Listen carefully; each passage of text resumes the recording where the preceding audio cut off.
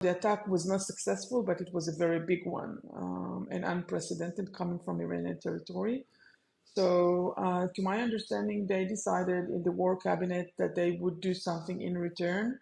It is 6 minutes past 6. We heard on this programme about 24 hours ago from the former Israeli PM Ehud Olmert and the UK's Foreign Secretary David Cameron. Both agreed with Joe Biden that Israel should take the win from repelling Iran's missile attack. Olmert even told us it was an opportunity for peace. Well, the Israeli War Cabinet has been meeting to decide what to do next. Have they listened to the voices calling for restraint? We can speak now to Tal Schneider, political correspondent for the Times of Israel. Morning to you, Tal. Good morning. What are you hearing out of the War Cabinet then? What is the mood music coming out of the Israeli government? Israel's chief IDF, Herzi Halevi, spoke yesterday from the Air Force base that was hit. We should note that it was a very minor hit. He went down there and spoke on camera in English and Hebrew and said that Israel will react to this very severe attack. The attack was not successful, but it was a very big one and unprecedented coming from Iranian territory. So, to my understanding, they decided in the war cabinet that they would do something in return. But we don't know what and when. And, some of us don't even know why. I think, as you mentioned, Israel's former PM and other people, they think that, enough is enough. But we don't. I can't tell you what's going to come next. Do we know what sort of thing, Tal? Because there are various grades of response, aren't there? There are things like attacking a nuclear installation, which Israel has done before, though never admitted to. There's things like cyber attacks, which again can be done slightly without fully committing to something, all the way up to, presumably, and I don't know if this is even on the table or not, sending missiles from Israel into Iran. You're absolutely right. I don't know any of the decisions. It's all in the war cabinet and it's kept secret. So I don't want to presume to know what's next. But I have to tell you, Israel and Iran has been in this type of a shadow war for years.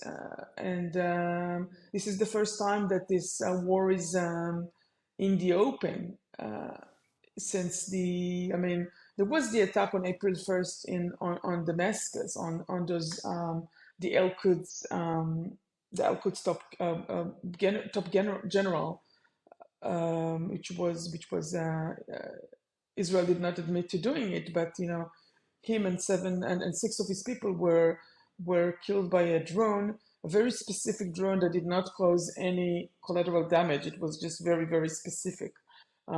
It was still not in the open, but the Iranian got upset because it was in a semi-Iranian house or a consulate, some sort of a consulate. So this type of attacks or these types of operations were done. And by the way, Iran has been attacking Israel in a non-direct way for 6 months now. Drones, missiles, cruise missiles coming from Yemen, Iraq, Syria, and Lebanon. This is going on since October 7th. So there is a non-direct attacks going on here at all times. Yeah. But I don't know what Israel will choose to do. No, and the question of once it's out in the open like this is how hard Israel visibly fights back. What does this mean for Gaza in your view? Because there is this question, the point that Ehud Olmert made to us, that now's a chance to do a deal, get the hostages home. But that's presumably based on whether Hamas are willing to give them up. I mean, Israel might well feel fortified also by public opinion around the world. A lot of the critics of Israel over the last 6 months are also supporters of Israel when it comes to defending themselves against Iran. I wonder whether you think the Iran attack has changed the situation in Gaza at all.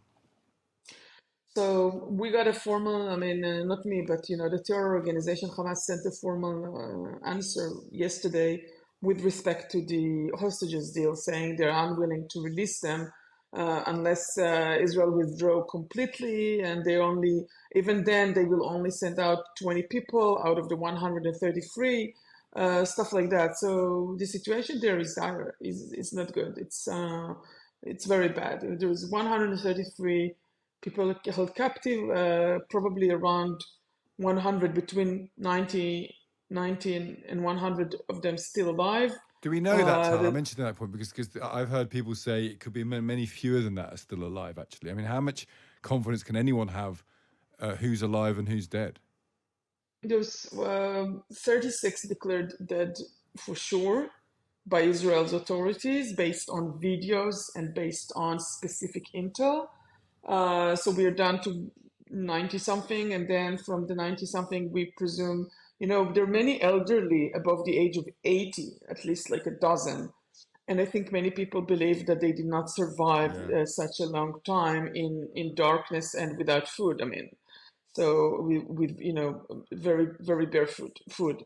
And no medicine. So we're down to around 80. I mean, that's the best as I can tell you. I don't know. We don't know. No. They may have survived. But the Hamas is unwilling to let them go. He said yesterday, they said they will let go only of 20. There's about 20 of them are women, by the way. And we know from comments made by people who were released that the women are being raped and tortured. And so I don't know what the Hamas want to do. They obviously they don't want to cut a deal. They want Israel to just withdraw completely and announce that there is no war when they're still holding the people. And meanwhile, presumably So Israel have to make the decision now whether to go into Rafah or not to, in their view, finish the job. And the question, I suppose, about that is, the Americans don't want them to do it. The Americans are asking for non-escalation generally, as are the Brits, such as it matters.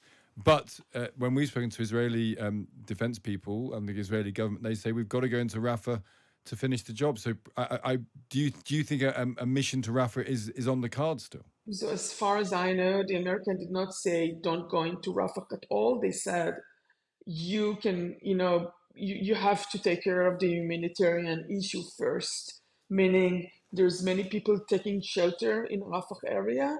If Israel needs to evacuate this place beforehand, that means that if the Rafah operation will go ahead, it will take about a month from now if the evacuation will start right away.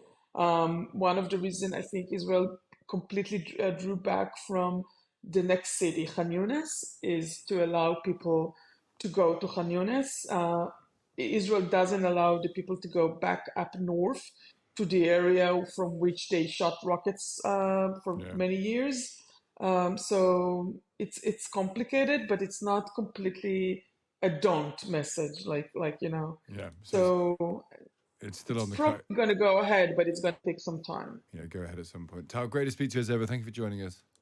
Thank you. That's Tal Schneider there, the political correspondent at the Times of Israel, showing that in many ways nothing much has changed, and we're still waiting to see. There will be action from Israel against Iran, but we don't know precisely what that action will be.